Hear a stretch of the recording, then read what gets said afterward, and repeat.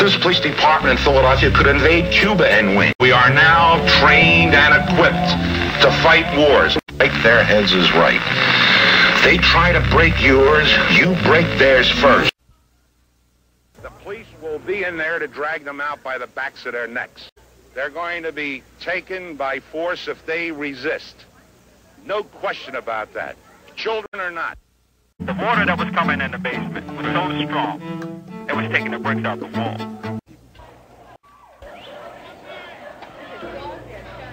And I see Chucky Africa comes out, and he's shot in his shoulder. And I'm rushing to go to him as a cop takes a gun and puts it to his head and pulls back and hammer, and I grab his head. Whoa, whoa.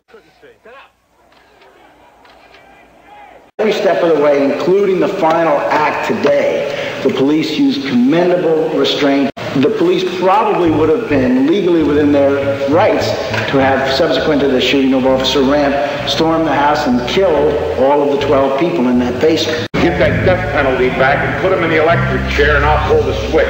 That's when I'm sure they'll not be around. The head of the police union gave his thoughts on those who beat Delbert Africa. What they should have done is shot that goddamn bum, and then there would have been no trouble today. On May 8, 1980, after 67 days of trial, Judge Edwin Malmed found Janine, Janet, Debbie, Merle, Chuck, Delbert, Mike, Edward, and Phil Africa guilty of third-degree murder, conspiracy, and multiple counts of attempted murder and aggravated assault.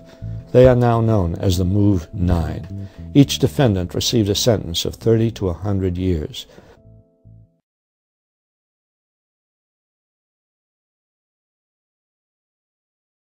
In Move, it's like you always got somebody there who understands your situation, you know, and it makes it a lot easier.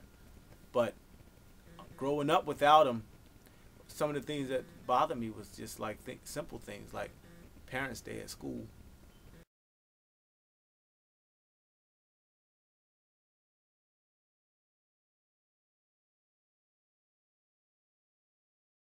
At this point right now, I'm so busy trying to get them released that I don't focus on it anymore. And I'm a father of kids of my own, so it's not really like it used to be when I depended on them and I needed them and didn't have them.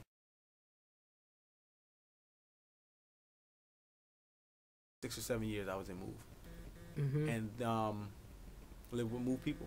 And then when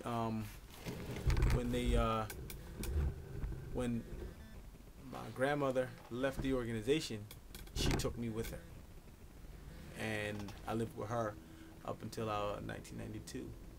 In my time of being absent and Move, I was a very disturbed and bad child, you know, and I used to get into things with people.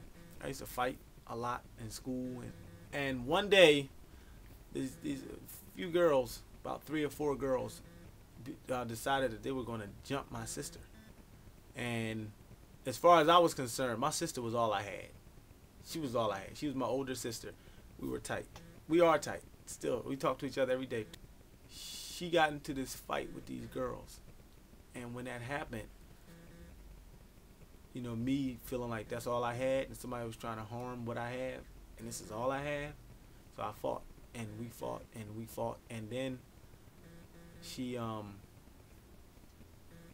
the girls was beating her up, and when we got home, my grandmother, she didn't have an answer for what to do, and we were supposed to just continue to go to school and, you know, go to school in fear. So we didn't, and we never went to school again. That was 1992, maybe March 92, right before Ramona came home. Can you tell me a little about your parents? I know more about their situation than I do them. I mean, oftentimes when I go to visit them, oftentimes by the time we finish catching up and explaining things that's happened in our life, the visit is up. If we get 15 minutes a week on the phone, and then that's it. I mean, by the time they finish saying by the time you finish running down a list of people who they want you to say things to or whatever, you don't get much time after that. And so I don't know much about them.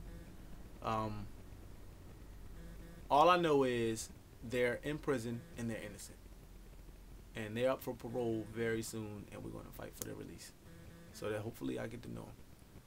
But I don't really know a whole lot about them. I mean, I know that they came and moved when they were young, and they went to prison shortly after coming in to move, just a few years, and then and they've been in prison ever since. And I know that they're revolutionaries. I know that they're strong. I know that they fight for what they believe in. I don't really know a lot though.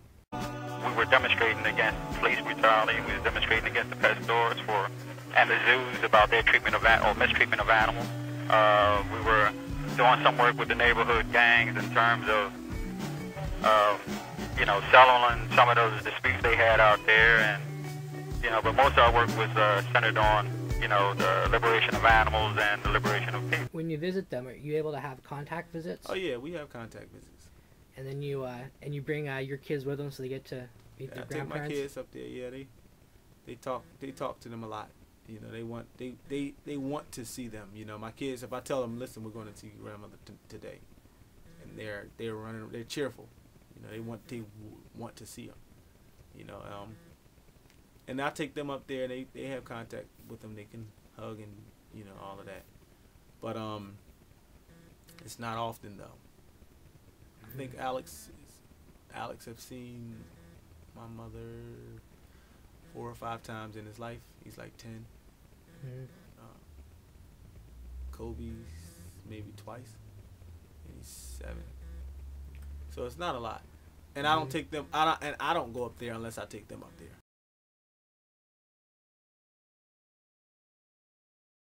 It must be tough trying to explain to them, why their grandparents are in prison. Actually, that's the easy part. Yeah. That is the easy part, because we're an organization against the system. And one of the easiest ways to get them to understand what this system is about is explaining to them why their parents are in prison. You ever see the movie Apocalypto? I let my kids watch that movie because there was a lot of very graphic, grueling punishment. Very, very graphic.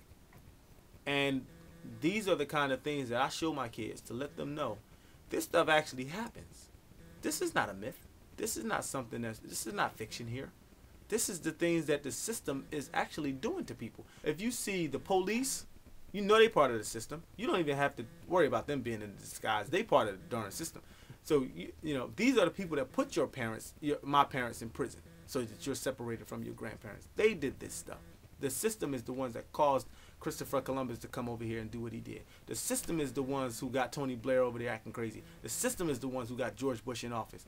They put him there, he's there, and he's doing all kind of crazy stuff to those people in Iraq.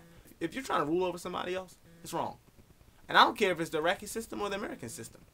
I don't agree with George Bush no more than I agree with Saddam Hussein.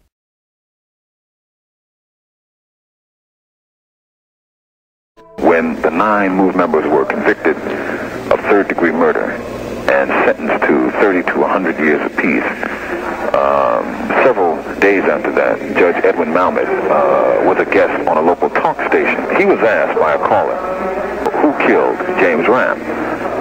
Malmet's response was, I have absolutely no idea. I know what his response was. I know what the question was because I was that caller. The judge's comment is telling. The comment that you're referring to has been referred to frequently, and I think his point was they didn't prove to me that in fact any one of those individuals committed the crime, so I convicted them all as a group. Well, the only way he could have done that was based on that prosecution theory of conspiracy, which was a fiction, absolute fiction, and one that was not supported in the law.